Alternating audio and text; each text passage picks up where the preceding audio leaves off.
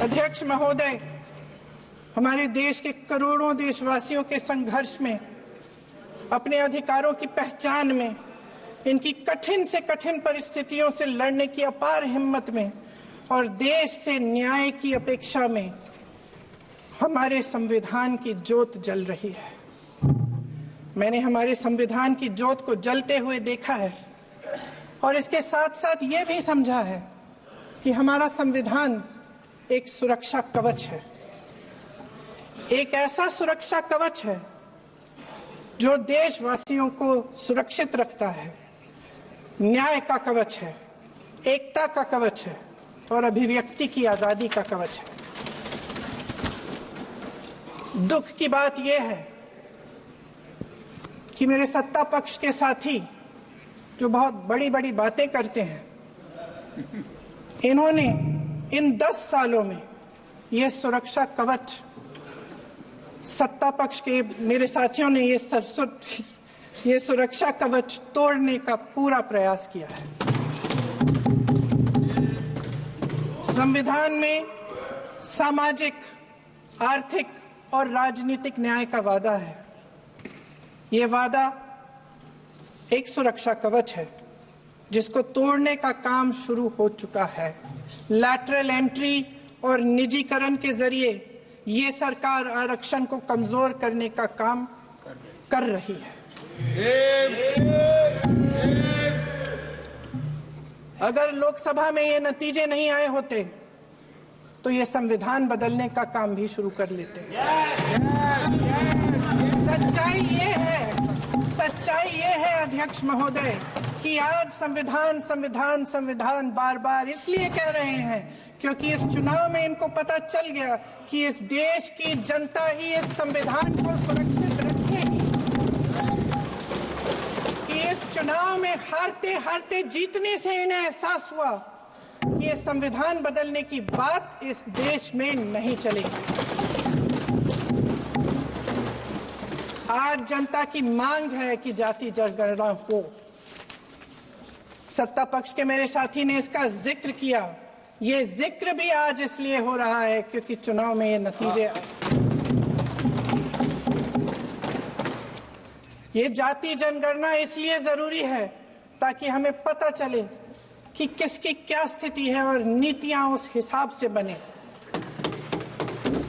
इनकी गंभीरता का प्रमाण ये है कि जब चुनाव में पूरे विपक्ष ने जोरदार आवाज उठाई कि ये जाति जनगणना होनी चाहिए, तो इनका जवाब देखिए।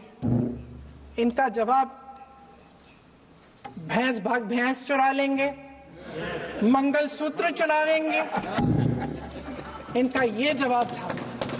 ये गंभीरता है इनकी जाति जनगणना पर।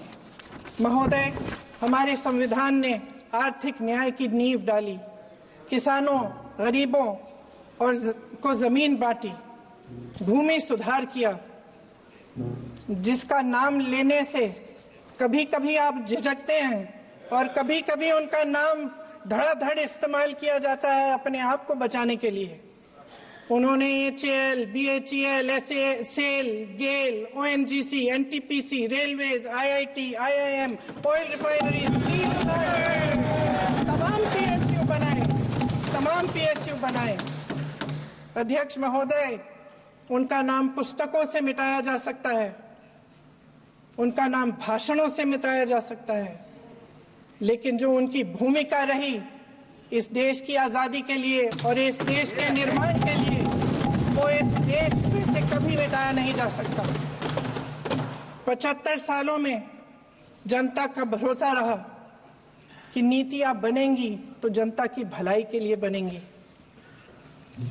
जल जंगल जमीन का अधिकार मिला आदिवासी भाई बहनों को। इंदिरा जी ने बैंकों का राष्ट्रीयकरण करवाया, खदानों का राष्ट्रीयकरण कराया। कांग्रेस और यूपीए की सरकारों में शिक्षा का, भोजन का अधिकार मिला। 75 सालों में जनता का भरोसा मिला।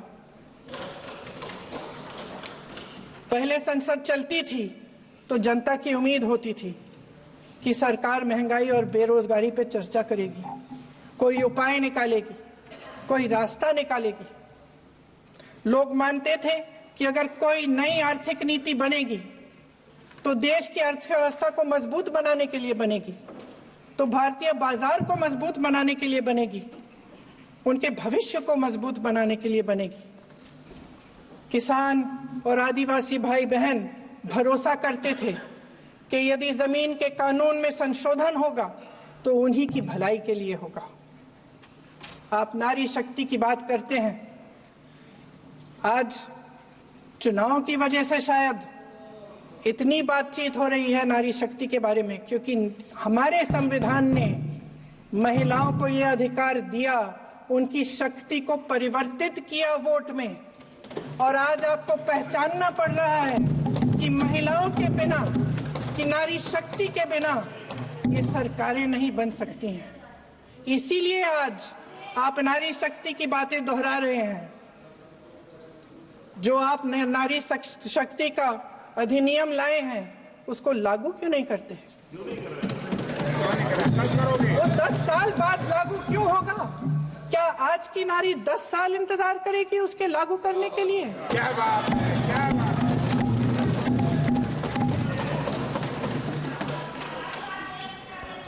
आज संसद में बैठे हुए सत्ता पक्ष के मेरे साथी ज्यादा से ज्यादा अतीत की बातें करते हैं।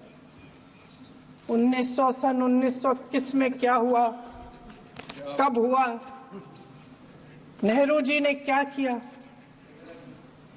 अरे वर्तमान की बात करिए, देश को बताइए आप क्या कर रहे हैं, आपकी जिम्मेदारी क्या है? कि सारी जिम्मेदारी जवाहरलाल नेहरू की है। अध्यक्ष महोदय जी, ये सरकार आर्थिक न्याय का सुरक्षा कवच तोड़ रही है। आज संसद में बैठी ये सरकार बेरोजगारी और महंगाई से जूझ रही हमारी जनता को क्या राहत दे रही है। कृषि के कानून भी बड़े बड़े उद्योगपतियों के लिए बन रहे हैं। सही एमएसपी को छोड़िए, डीएपी तक नहीं मिल रहा है।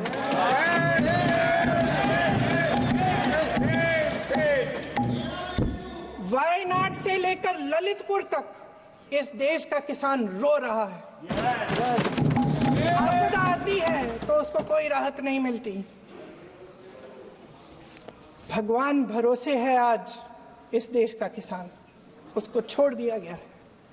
आज हिमाचल में देखिए, जितने भी कानून बने हैं वो सब बड़े बड़े उद्योगपतियों के लिए बन रहे हैं। हिमाचल में जो सेब उगता था उसके जो छोटे छोटे किसान हैं वह रो रहे हैं, क्योंकि एक व्यक्ति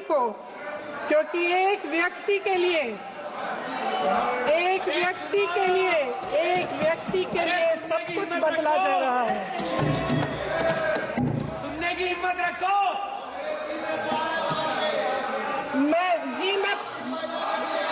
अध्यक्ष महोदय जी,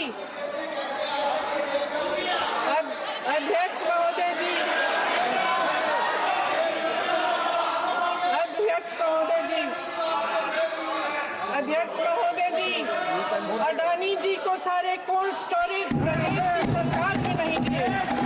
अडानी जी को सारे कोल्ड स्टोरेज आपकी सरकार ने दिए।